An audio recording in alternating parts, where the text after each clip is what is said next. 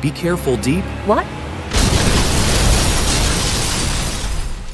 Hello, everyone. Welcome to today's story.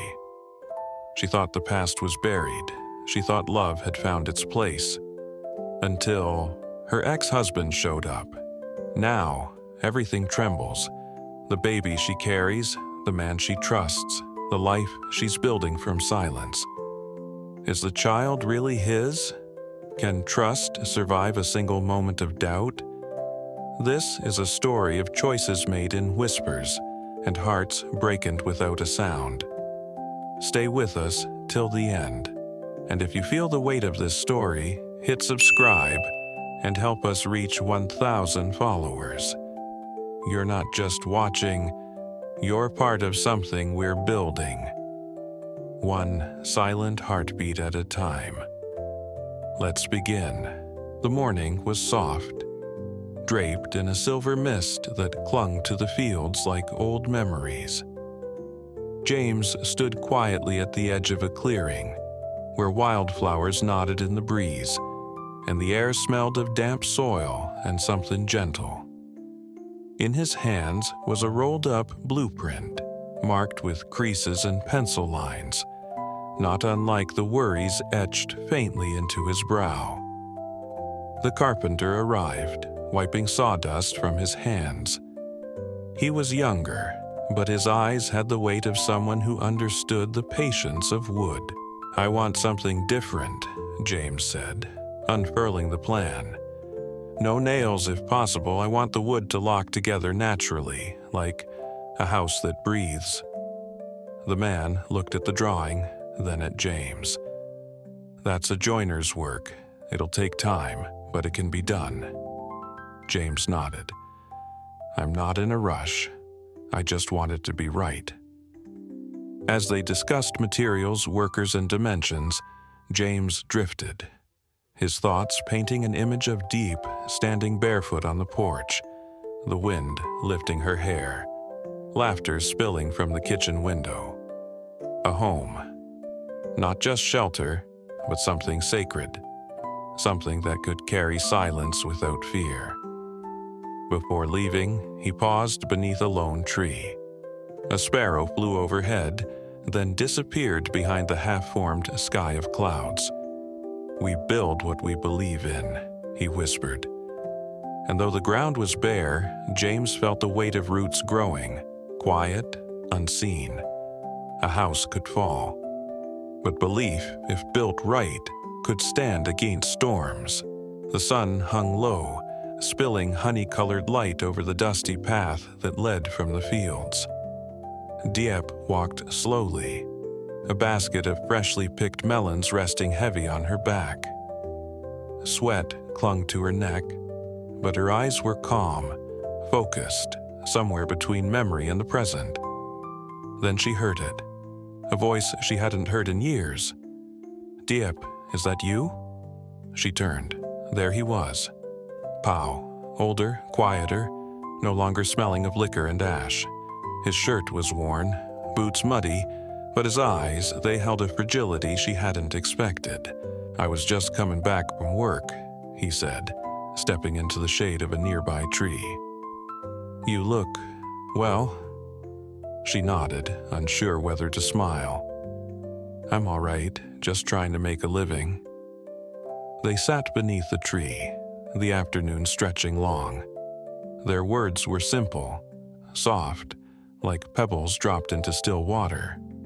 Pau spoke of change, how he'd left his old life behind, how he now lived alone on the mountainside, how he hadn't touched a drop of alcohol in months. "I've tried," he said, voice cracking, "but I never found anyone like you." The silence between them thickened.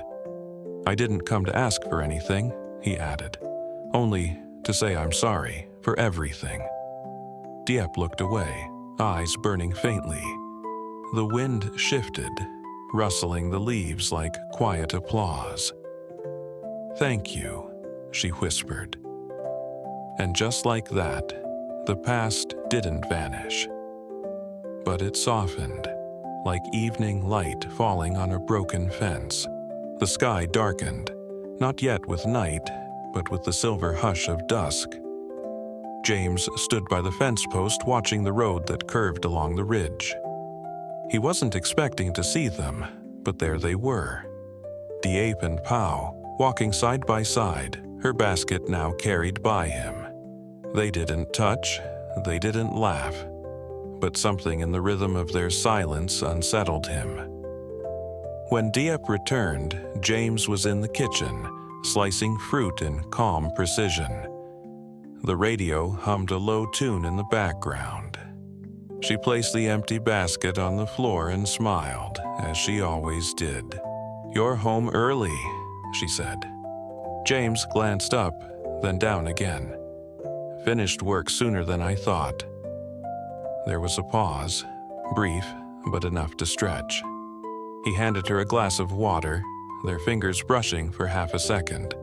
She looked tired but peaceful. He looked steady, but something in his gaze drifted. "Who helped you carry the basket?" he asked casually. "Oh, I ran into someone on the way, just an old neighbor. He offered to help." "Pau?" She froze, just slightly. "Yes." James nodded slowly. "That's kind of him." And that was all. No accusations, no raised voice. Just the sound of a melon being sliced cleanly through, and the clink of glass against countertop.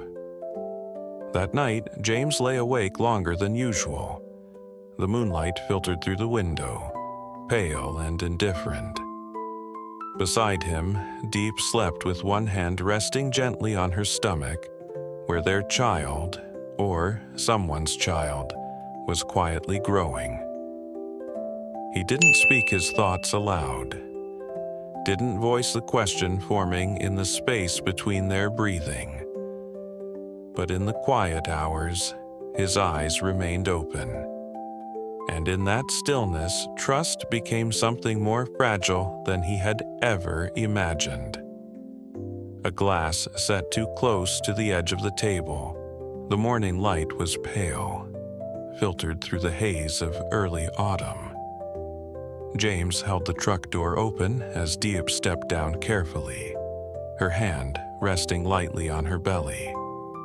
She smiled at the sight of the construction site, beams rising like ribs from the earth, the skeleton of a home not yet born. "It's starting to look real," she whispered. James didn't respond right away. His eyes moved across the frame of the unfinished house, the piles of timber, the flickering movements of workers in the distance. He pointed toward the back wall. "Come," he said gently.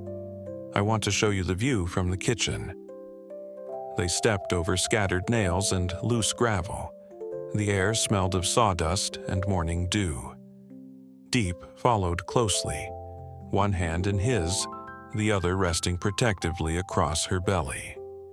She looked up at him as he explained the window placement, how the light would hit the counters by noon. Then, suddenly, a groan. A slow, cracking shift in the wood. One of the half-finished walls, poorly braced, leaned forward. The movement was almost graceful, like a tree bending before it breaks. Then a snap. "Diep!" James pulled her back just as the wall came crashing down with a roar of splinters and dust. She fell against him, gasping, then clutching her stomach. Pain flashed across her face. A silent scream. Without a word, James lifted her and ran. At the hospital, everything was sterile and slow. The fluorescent lights buzzed overhead as James sat beside her bed, his hand gripping hers tightly. The doctor entered holding a folder. "The baby is stable," he said. Relief washed over James. "But there's something else, something we noticed in the blood work." James looked up. "The baby's blood type, it doesn't match yours. It shouldn't be possible."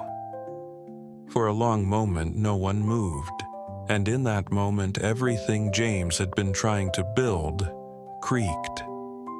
Then quietly began to crack. The hospital hallway was too quiet. James leaned against the pale green wall, the weight of the doctor's words pressing into his chest like a beam too heavy to hold. "It doesn't match," the phrase repeated, circling his mind like wind around broken shutters. He watched Diep through the small glass window of her room. She lay curled on her side, one hand resting softly on the curve of her belly, as if trying to shield something too precious or too fragile from the world. She didn't know. Not yet. James stepped inside. She turned to him with a soft smile, relieved, trusting. That smile hurt more than the truth itself. "The baby's okay," she said, her voice a whisper. He nodded. "Yes," the doctor said, "you're both safe." There was a pause, a long, invisible silence wedged between the walls. "Is something wrong?" she asked. James forced a smile. "No, I'm just tired. That wall nearly took both of us out." She laughed gently. "You saved me." He said nothing. That night, back at the farm, James stood alone outside. The house glowed behind him, warm but distant. The stars overhead were dim, scattered like thoughts too far to reach. A cricket chirped. A dog barked from a field away, and yet the world felt muted. Inside, Diep folded baby clothes, humming a soft lullaby. James watched her from the doorway. In that moment, he wanted to believe again, to trust the curve of her voice, the warmth in her hands, the way she always tucked her hair behind her ear when she was nervous. But the numbers wouldn't change. Blood didn't lie, and something inside him had shifted, silently, permanently. He turned away, and the house they dreamed of began to feel more like a shell, beautiful, fragile, and echoing with questions neither dared to ask.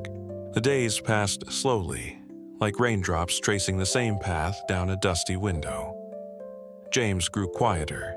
His steps became softer. He spent more time at the construction site, but not to build, only to stand, watch, measure. Something in him had paused.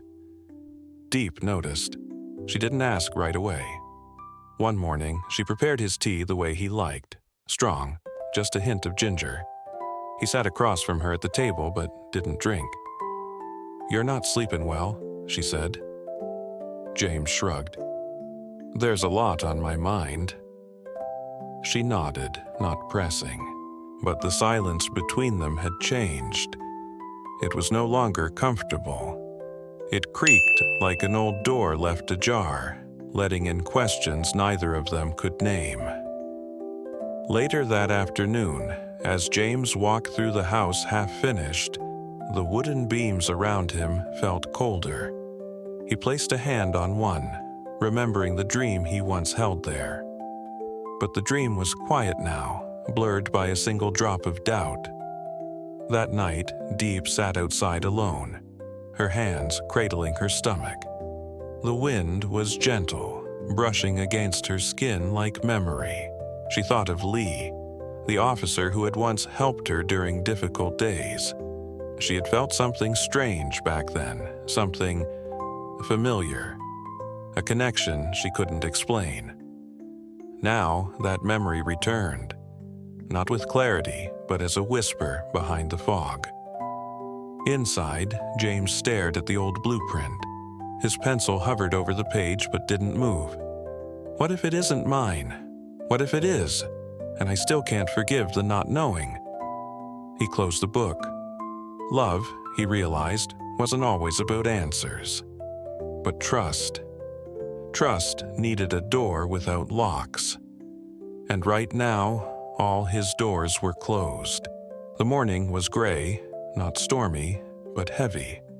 A kind of stillness before decisions. James stood alone at the construction site, boots buried slightly in the damp soil. Around him, the skeleton of the house rose. Unfinished beams, quiet nails, a roofline that hadn't touched the sky yet. He held the blueprint in his hand, but he didn't open it. The paper was soft from being handled too much, like words rehearsed but never spoken. Behind him, the wind shifted. Diep had come. She stood a few steps away, her coat drawn tight around her, one hand on her belly. She didn't speak. She just looked at the house, at what they had almost built. James finally turned. Their eyes met, not with anger, not with certainty, but with the ache of two people who once believed in the same dream. "I didn't lie to you," she said softly. "I just didn't know what to say." He nodded slowly, eyes dim. "And I didn't ask because I was afraid of the answer." A pause. Then she stepped forward, pulled something from her pocket. A small ribbon, once tied around the first baby sock she'd bought. She placed it on the windowsill. "If you choose to build it," she whispered, "make sure the walls aren't made of fear." She turned to leave. James watched her walk away, the mist slowly folding around her like closing curtains. He looked at the house again. It wasn't just about the child, or the past, or the blood. It was about whether he could hold something uncertain in his hands and still choose to call it home. And in the silence that followed, the blueprint slipped from his fingers and landed softly on the dirt. Open, uncreased. Maybe not today, but someday he would decide. Diệp đang sống yên bình bên James thì bất ngờ gặp lại Bao, người chồng cũ từng khiến cô tổn thương. Cuộc hội ngộ đầy im lặng và hối hận khiến quá khứ trỗi dậy. James vô tình thấy họ đi cùng nhau trong anh bắt đầu nhen nhóm nghi ngờ đứa trẻ trong bụng. Diệp, có thật là của anh? Trong một lần Diệp thăm nhà gỗ đang xây, bức tường sập khiến cô động thai. Tại bệnh viện, kết quả xét nghiệm tiết lộ sự thật khiến James lặng người giữa im lặng và tổn thương.